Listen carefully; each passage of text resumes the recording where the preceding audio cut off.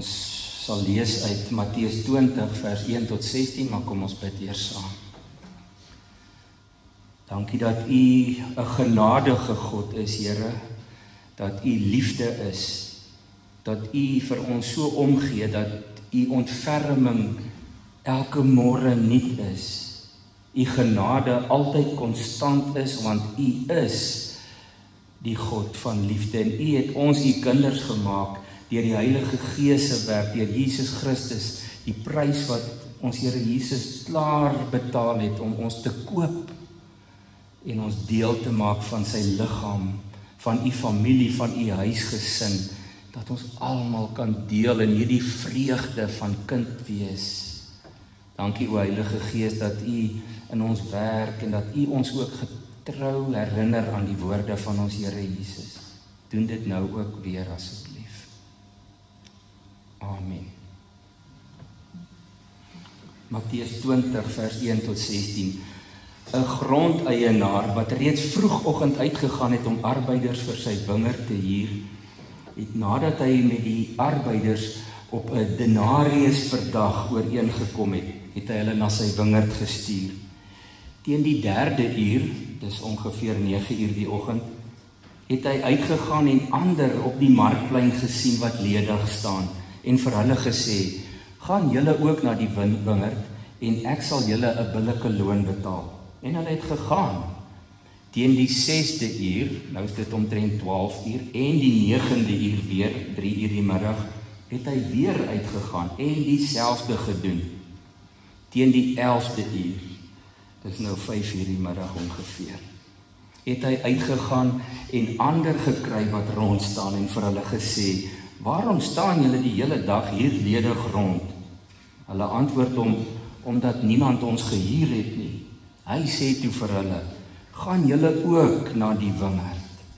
Teen die aand, sê die eienaar van die wingerd vir sy voorman, roep die arbeiders en betaal hulle die loon, begin by die laastes tot by die eerstes. Die wat teen die 11de uur gehuur is, het die laaste groep, het gekom en elkeen het 'n denarius gekry. Toe die eerstes kom, het hulle gedink dat hulle meer sal kry, maar ook hulle het elkeen 'n denarius gekry. Hulle het dit geneem, maar by die grondeienaar gaan mor. Hierdie laastes het 1 uur gewerk en U het hulle dieselfde behandel as ons wat die dag se werklas en die hitte moes verduur. Maar hy het vir een van hulle geantwoord, vriend, ek doen jou nie 'n onreg aan nie. Het jy nie met my op 'n denarius ooreengekom nie? Neem wat joune is en gaan. Ek verkies om hierdie laaste een dieselfde te gee as vir jou. Mag ek nie met my goed maak wat ek wil nie? Of is jy afgunstig? Is jy jaloers omdat ek goed is? So sal die laastes eerste wees en die eerstes laaste. Kom, ek lees net weer vir U die laaste 3 verse saam met U. Hy antwoord een van hulle, vriend, ek doen jou geen onreg aan nie. Het jy nie met my ooreengekom vir die gewone dagloon nie, die 83 vertaling sê dit so? Het jy nie met my ooreengekom vir die gewone dagloon nie? Vat jou geld en gaan huis toe. Ek sal vir die laaste een dieselfde gee as vir jou. Mag ek dan nie, hier staan nou geld, letterlik staan daar goed, mag ek nie met my goed maak wat ek wil nie? Of is jy afgunstig omdat ek goed is? Ek is oortuig daarvan dat die Here vandag so 'n bietjie wil karring aan ons rekenaars. Ons het mos elkeen 'n rekenaar hier binne.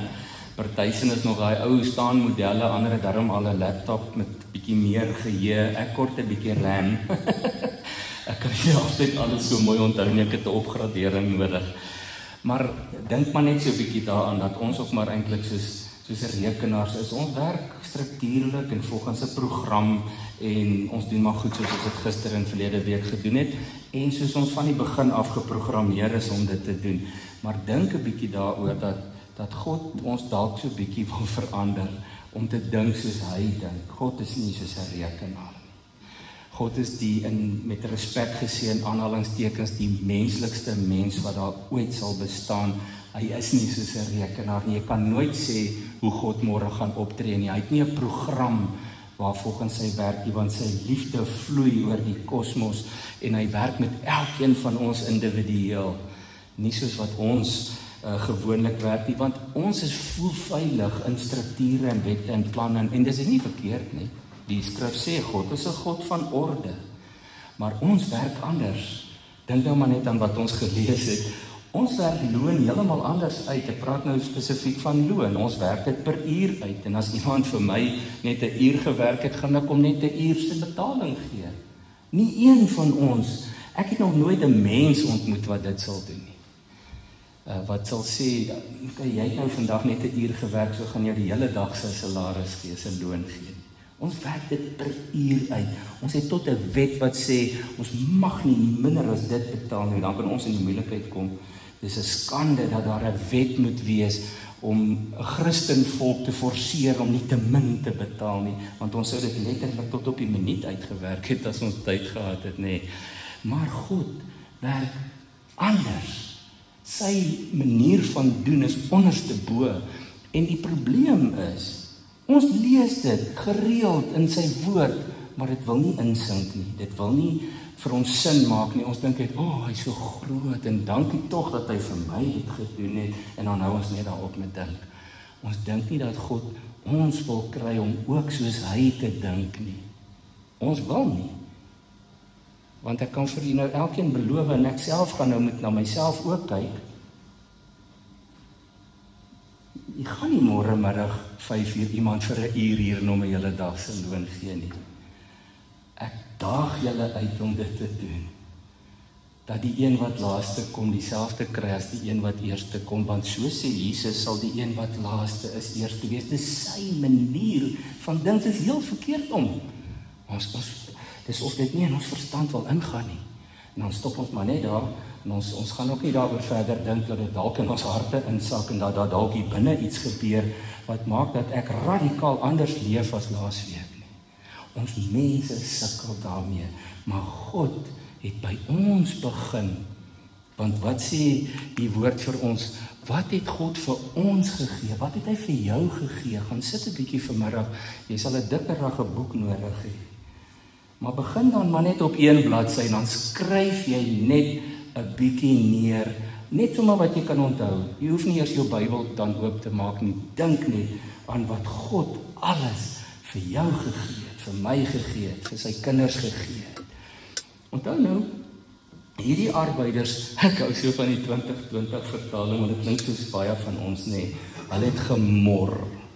Dit is nie 'n mooi Afrikaanse woord nie. 83 vertaling sê net hulle het gekla. Maar hulle het nie net gekla nie, hulle het gemor staan daar, omdat hulle die laatkommers se beloning vergelyk het met hulle eie sin. En dit doen ons ook nie, ons wil altyd vergelyk om seker te maak dat dit nou regverdig is. Ons is soos klein kindertjies wat 'n koeldrank moet deel. Het julle dit ook gedoen? Dan staan hulle so, dan skink hulle, dan gaan dan nog so 'n druppeltjie hier in, en 'n druppeltjie, dit moet tog net regverdig wees. God is die regverdigste wese wat bestaan. Hy werk anders. Hy werk nie soos ons nie. Wat het God vir ons gegee? Ons glo almal moet net die standaardloon kry, nee, maar ons verwag dat as dan nou laatkommers is, dat hulle 'n bietjie minder sal kry, maar ek en jy het 'n billike loon gekry, want party van ons is laatkommers. Party van ons het al vroeg die oggend begin, dien die Here al baie lank. Daar gaan mense wees wat letterlik vir 'n minuut of 2 kind van die Here gaan wees, en wat langs ons by die bruilofsmaal van die lam gaan sit. Die heiligste, reinste, onskuldigste mens hang aan 'n kruis, en langs hom hang iemand wat hel toe moet gaan volgens ons norme en standaarde. En die Here sê van vandag gaan jy saam met my in die paradys. Hy is 'n laatkommer. Hy is die laaste minuut. Hy is nie eers gehuur nie. Ek dink hy het soms so by die sydeur ingeglip. So werk die Here se genade. Maar wat het ons gekry? Wedergeboorte, verniet, kindskap. Die Here het nie nodig gehad om ons sy kinders te maak nie. Ek gaan lees bietjie hoeveel keer wil hy vir Israel vernietig. Hy sê, ek wil oorbegin, ek wil julle van die aarde afvee. Dan smeek Moses, dan smeek Abraham. Dan kom die Here met 'n uitspraak soos in Hosea. Hy sê, ek wil julle vernietig. Ek nie julle nodig nie. Hy sê, maar my liefde brand te sterk. Julle is my kinders. Julle is my kinders. God het ons, hy het jou vergifnis geskenk. Toe ons het glad nie verdien het nie. Ons is soos daai ou, toe die koning sy boeke nagaan, hy sê, jy moet my kom sien. Jy skuld my miljoene. En die man val op sy knie en hy sê, ek kan dit nie betaal nie. En die koning kyk hom so, hy sê, okay, ek sal dit afskryf. Die Engelse Bybel en in die Grieks letterlik staan dat ek sal jou skuld vergewe. Die Amerikaners veral weet ek, praat nog so. In die sakewêreld, hulle sê, they forgave his debt. Hulle het sy skuld vergewe. Die Here het dit vir my gedoen. Die Here het elkeen van ons se skuld vergewe. Klaar. Toe Jesus betaal het, sê hy, dis afgehandel. En toe sug die Vader heel waarskynlik sak agteroor op sy troon en sê, nou hoef niemand meer te betaal nie. My seun het klaar betaal. Dit het ek en jy gekry. Ons het daai billike dagloon gekry. Ons het saam met dit verlossing ontvang, hoop, vergifnis, genade, oorwinning, vrede. Ons is erfgename. God het jou nie net vrygespreek nie. Hy het jou in sy testament ingeskryf met die bloed van Jesus Christus en gesê, jy is ook 'n erfgenaam. Jy gaan saam met Christus erf. Dis ek en jy, ons het dit gekry. Ons het die lewe gekry, die ewige lewe, sê Johannes 10 vers 28. Efesiërs 2 vers 6 sê, ek en jy het 'n plek saam met Jesus in die hemel. Ons het dit gekry, ek en jy. Ons het ook die Heilige Gees gekry, as gawe, as geskenk, as waarborg, sê die Here. In geval jy dalk nou gedink het, dis nie, miskien nie vir my nie.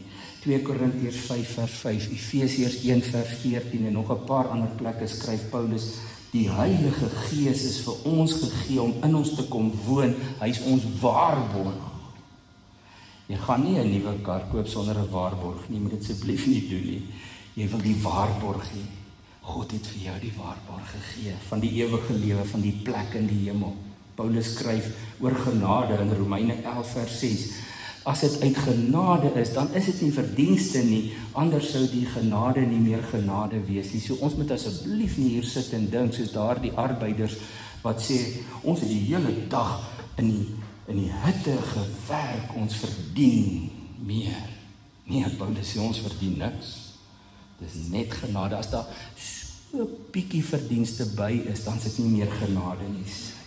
Christus Jesus het vir ons en namens ons verdien en vir elke wedergebore kind van God, vir julle dit gegee.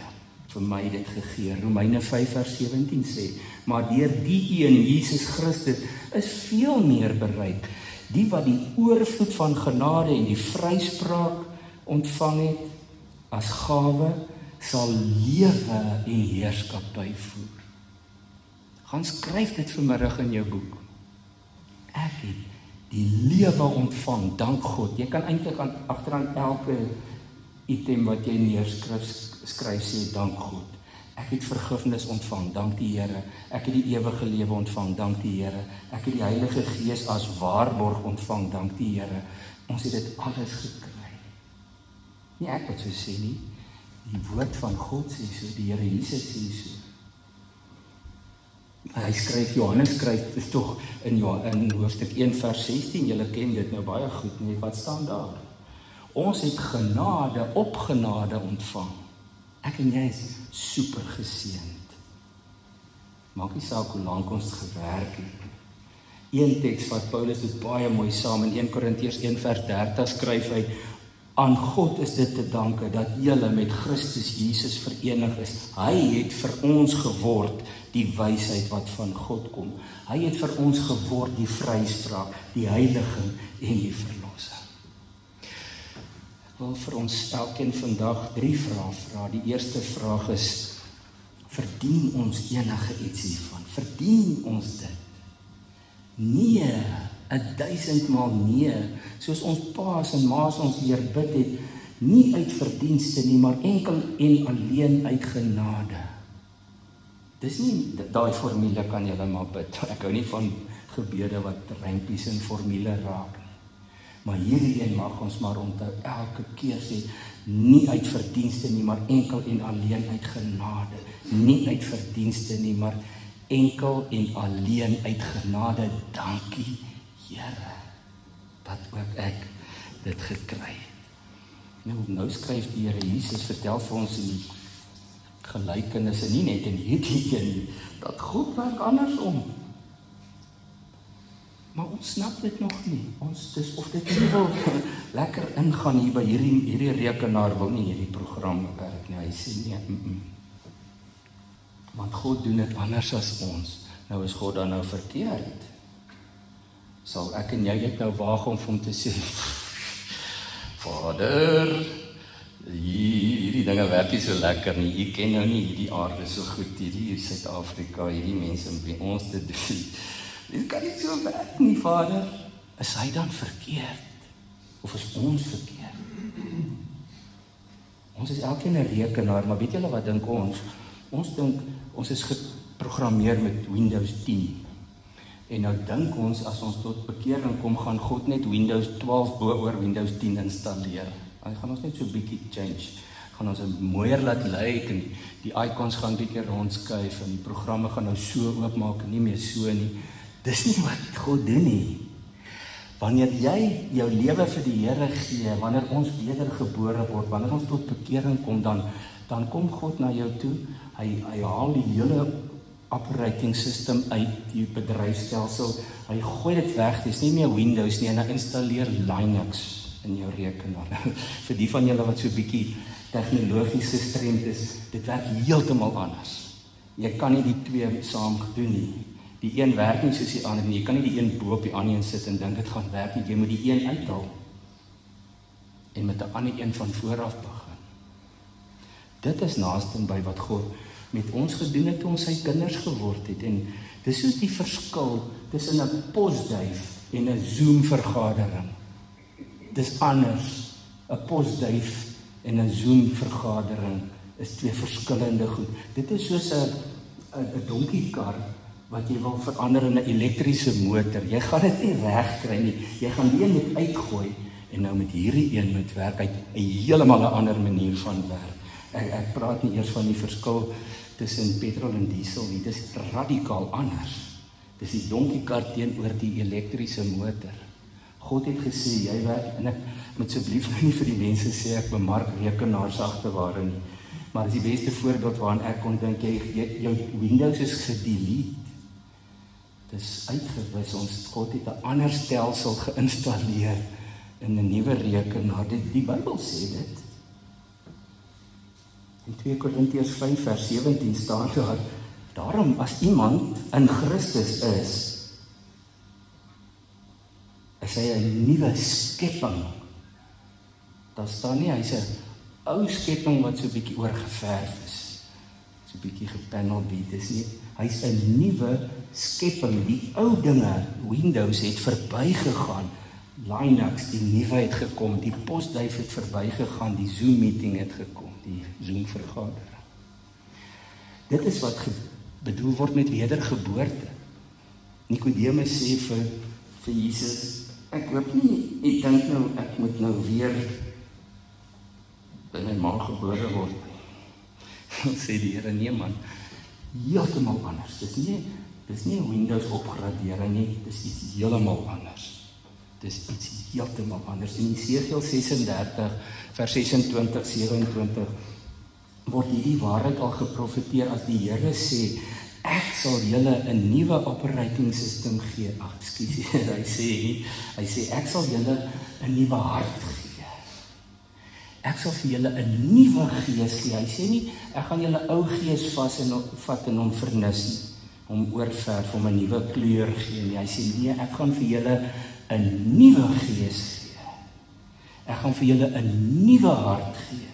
Ek sal my gees in julle gee, sê God, en ek sal maak dat julle volgens my voorskrifte leef en my bepalings gehoorsaam en nakom.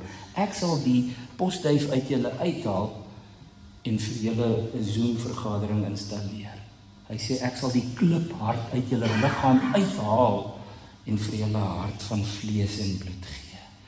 Maar ons dink nee, wat is alright om hierdie kliphart net pink te verf, dan lyk hy mos soos 'n nuwe hart.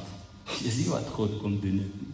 Maar dis met daai pink geverfde kliphart wat ons die loon per uur uitwerk. En ek bedoel nou nie julle moet nou julle salarisstrukture gaan verander nie. Verstaan tog net hoe werk God met sy genade. Hy werk dit nie per uur uit soos ons dink dit is veronderstel om te werk. Dit is andersom. Jesus sê in Matteus 20 vers 16 en so sal die laastes eerste wees en die eerstes laastes. Die boodskap en 'n paar ander parafrases sê die wat op aarde belangrik is, gaan jou agter in die tou staan. Want ons kyk anders, maar God kyk ook anders. En daarom hoor julle 'n bietjie mos en ons weet dit. Hoekom sukkel dit so om in te sink by ons? Jesus sê dit. Hy sê dit is anders. In die koninkryk is dit anders. Hy sê die wat treur is geseënd. Die sagmoediges is geseënd. Onthou, in daardie tyd was die sterk manne die geseëndes. Die manne wat almal rond georder het en gestamp het en regeer het en in magsposisies gekom het. Hulle was beskou as die geëerdes. Jesus sê die sagmoediges is die geseëndes. Die wat dors na wat en honger na wat reg is. Hulle is die geseëndes. Geseënd is die wat vervolg word omdat hulle doen wat reg is. Geseënd is julle wanneer mense julle ter wille van my beledig en vervolg. Daardie mense, sê Jesus in sy bergrede in Matteus 5, is die eintlike geseëndes. Wie dink ons is die geseëndes? Wie die Korinthe gemeente gedink is die geseëndes. Ons moet inkom in God se denkproses en besef hoe sy hart werk. Matteus 5 vers 39 sê hy, as iemand jou op die regterwang slaan, wanneer laas het ek en jy die ander wang gedraai? Want dis nie hoe ons dinge doen nie. Niemand gaan aan my slaan. God werk anders. En hy mag dit van ons vra, want hy het eers gedoen. Jesus was die eerste een wat sy ander wang gedraai het. Hy sê as iemand jou forceer om sy goed 1 myl of 1 kilometer te dra dit vrywillig nog 'n kilometer vir hom. Maar as ons geforceer word, dan kom ons daar by die 1 kilometer merk en dan gooi ons dit net daar neer, dan sê tot hier toe en nie verder. Jesus sê, nee man, vat dit maar nog 'n kilometer. In vers 44 sê hy, ek sê vir julle, anderster om as wat die wêreld se manier is, julle moet julle vyande lief hê. Julle moet bid vir die wat julle vervolg. Julle moet nie terug vervolg nie.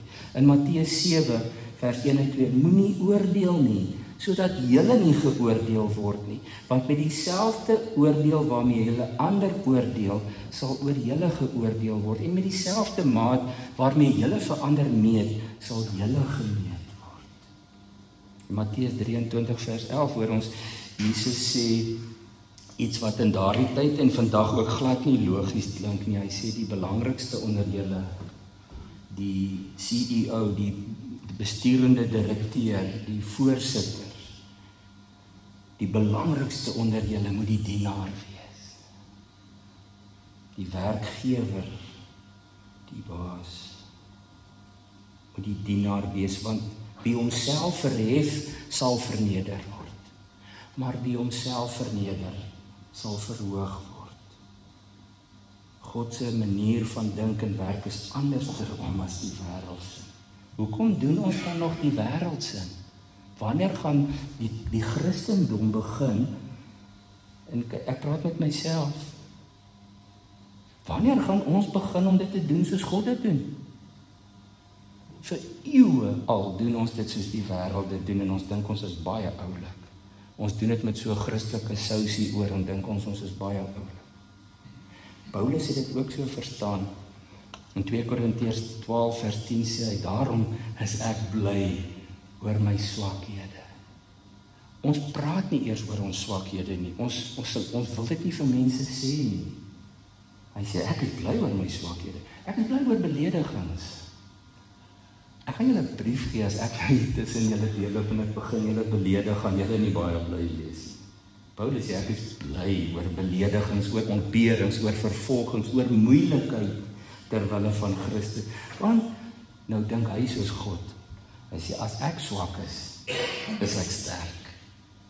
Ons sê nie, maatjie, as jy in die wêreld swak is jy swak. Jy's swak en jy's soft teen een kant toe met jou. Paulus sê, ek is so bly ek is swak, want dan is ek sterk. God se genade werk nie met menslike logika nie. Hier kom die tweede vraag. Is God verkeerd? Of is ons dalk verkeerd? Is God verkeerd met sy manier van doen?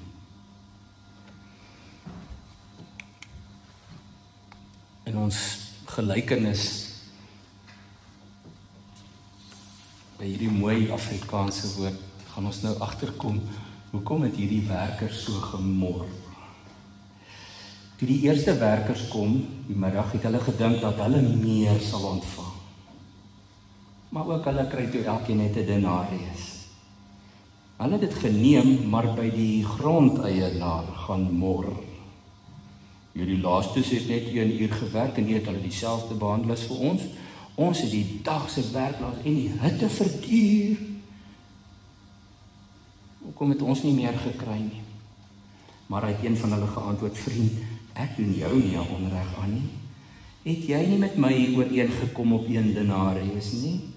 Neem wat joune is, neem waarop ons ooreengekom het en gaan. Ek verkies om vir hierdie laaste een dieselfde te gee as vir jou. Mag ek nie met my goed maak wat ek wil nie? Of is jy nou afgunstig omdat ek goed is? Broers en susters, ons mag nie uitgevang word dat ons afgunstig is omdat God goed is nie, omdat hy genade vir ander ook gee nie, omdat hy anderster omwerk as wat ons wil hê hy moet werk. Ons wil nie hê hy moet genade gee vir almal nie. Dit pas nie in ons denkpatroon in nie. Hulle verdien dit nie. Nou God sê, kan jy nou vir my vinger wys? Kan ek nie met my goed doen wat ek wil nie?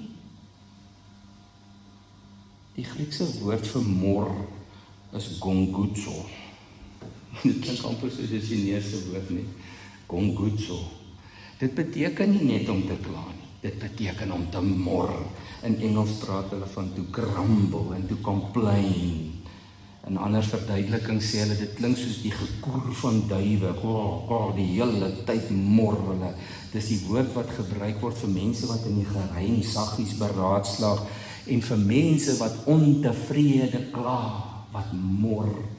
Nie die arbeiders is soos baie mense vandag nog steeds, hulle mor en kla, want hulle voel iemand anders het meer genade as hulle gekry. Maar onthou u punt 1, wat het ons gekry? Ons het alles en meer gekry, maar ons mor as iemand anders ook kry. Vers 13, Jesus sê, vriend, ek doen jou mos nie 'n onreg aan nie. Was dit nie uiters arrogant van daardie arbeiders om dit vir die grondeienaar te kom sê? Hoe durf u dit doen? En ons so hard gewerk. Daar's nog baie voorbeelde van God se agterste voorgenade in die Bybel. Ek gaan nie eers naaste by klomp van hulle kan uitkom nie, maar in Markus 2 lees ons van 'n man wat deur die dak laat sak is, en dan lees ons die skrifgeleerdes het gemor Want hulle sê, net God kan sonde vergewe. Wie is hier die rabbi? In Markus 3 genees Jesus 'n man met 'n verdorde hand en die Fariseërs mor, want hoe durf hy dit op 'n Sabbat doen? Jesus het baie genesings op die Sabbat gedoen. Baie van die groot genesings, die man by die bad van Bethesda was ook op 'n Sabbat genees. Selfde met 'n vrou in Lukas 13, nog een in Johannes 5, die verlamde man by Bethesda, kan jy gaan lees in Johannes 9, en elke keer het die Fariseërs gemor daaroor. In Lukas 5 geniet Jesus 'n heerlike ete saam met die sogenaamde sondaars en tollenaars, en die godsdienstige establishment, die leiers, kom mor, want dit was totaal en al onaanvaarbaar dat daardie klomp mense genade moet kry. Ek en jy moet tog maar leer by die Fariseërs om nie te mor as God ander mense genade gee. Ons is nie veronderstel nie. Ons is dan self in die bevoorregte posisie om God se kinders te wees. Ons het niks minder gekry nie. Hy het niks van ons weggevat om dit vir iemand anders te gee nie. Ons wil graag hê daar moet straf kom. Kom aan, wees maar eerlik met jouself. Ons wil graag hê mense moet gestraf word. Dan voel ons beter, nê? Ons het die genade gekry, maar as ons iemand anders sien wat struikel, dan verwag ons in die geheim eintlik hulle moet gestraf word. Hulle verdien dit. Daar is soveel voorbeelde waar Jesus net vir mense gesê het, gaan man, jou sonde is vergewe. Ons moet daarvan om te fokus op daardie een vrou in Johannes 8. Was net een enkele voorbeeld. Toe hulle haar wou stenig, sy is op heterdaad betrap en oorspel, en nadat die Fariseërs nie kon klippe gooi nie, Jesus het gesê, laat die eerste een nou maar die klip gooi, dan sê Jesus vir die vrou, ek veroordeel jou nie, gaan en sondig nie meer nie. Dis 'n gunsteling vers vir ons, nê, want mense moet tog net by die Here kom en dan moet hulle nooit weer sonde doen nie, asof ek en jy dit nie doen nie. Wie van ons het daar opgestaan van ons knie af en gesê, dankie Here, ek gaan nou nooit weer sonde doen nie. Maar ons wil die ander mense met so behandel word. En wat van die vrou in Lukas 7? In Lukas 7 kom 'n ewe sondige vrou by die ete en sy salf die Here Jesus met olie, en die Fariseërs sê, as hy geweet het watter soort vrou aan hom vat, sou hy dit nooit toegelaat het nie. Maar wat sê Jesus vir haar? Hy sê net vir haar, dogter, gaan in vrede, jou geloof het jou gered. Punt. Vir haar sê hy nie, gaan en doen nie meer sonde nie, maar ons hou meer van Johannes 8. Ons verstaan nie altyd Johannes 8 so mooi nie. In Matteus 22 vertel Jesus van 'n bruilof. Ek gaan nie die hele storie vertel nie, maar daar was 'n klomp mense genooi en hulle het almal gesê nee, wat hulle stel nie belang om te kom nie. Dan staan daar in vers 10, toe het die slawe uitgegaan op die strate en almal wat hulle gekry het bymekaar gemaak. Die slegtes, sowel as die goeies. En so het die feessaal vol gaste geword. Ons wil nie hê die slegtes moet kom nie, nee, kom ons wees maar eerlik. Ons hou daarvan as die goeies kom. Hoekom hak ons vas en kan ons nie deurbreek in ons harte en in ons gedagtes om soos God te dink? Laat die slegtes kom, wat ons natuurlik ook verkeerdelik dalk dink is sleg, nee. Jesus sê die slegtes en die goeies is gebring na die feesmaal. In Johannes 12 vers 46 sê Jesus, nou moet julle maak julle veiligheidsgordels vas.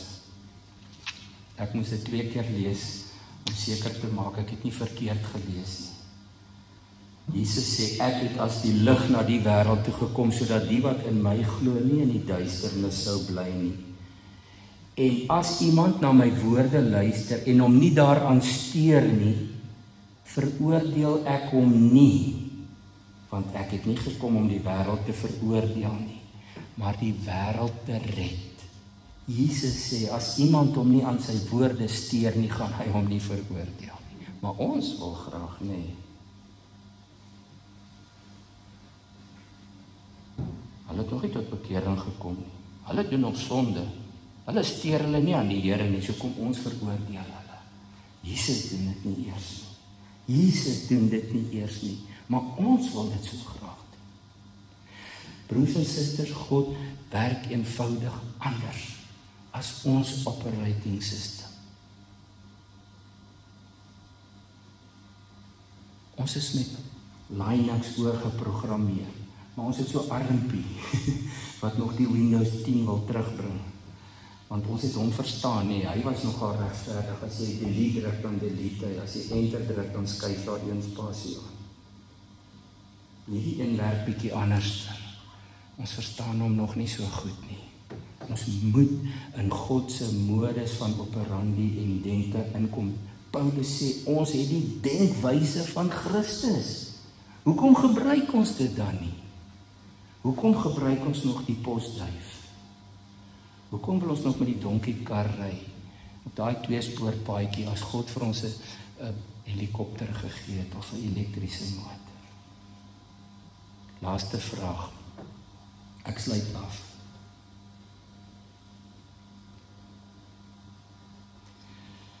Mor ons ook as ander mense genade kry? Mor ek kliphard saam as God iemand anders genade gee wat ek nie dink hulle verdien nie? Mor ons dan saam? Ons mag nie. Ons durf nie dit doen nie. Dis nie God se manier nie. Ons moet in sy manier van dink en leef inkom.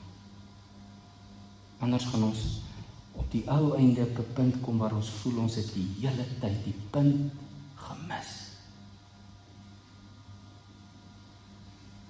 As die Here daai een wat net 1 uur gewerk het, dieselfde loon wil gee as vir my, laat dit dan so wees, prys die Here, want hy kan met sy goed doen wat hy wil.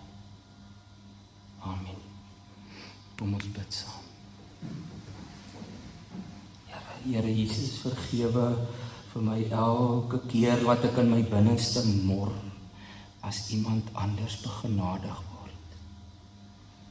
Vergewe my dat ek enigstens dink ek mag besluit wie kry dit en wie kry dit nie. Dis u keuse, dis u genade, dis u goed, u kan dan doen net wat u wil. Leer my om eerder net elke dag u die heeltyd te loof en te dank vir wat ek ontvang het. Ek het soveel genade ontvang, die ewige lewe, die plek in die hemel. Ek hoef nie rond te kyk na wat ander kry nie of nie kry nie. Help my om soos u te dink. Help my om tog, Here, met hierdie hart van vleis te leef, nie met die ou kliphart nie. Dankie dat u gees in elkeen van ons gegee het. As daar nog so 'n stukkie kliphart ergens in my vassit, ruk dit uit asseblief, Here. Ek wil dit nie hê nie. Ek wil soos u dink. Amen.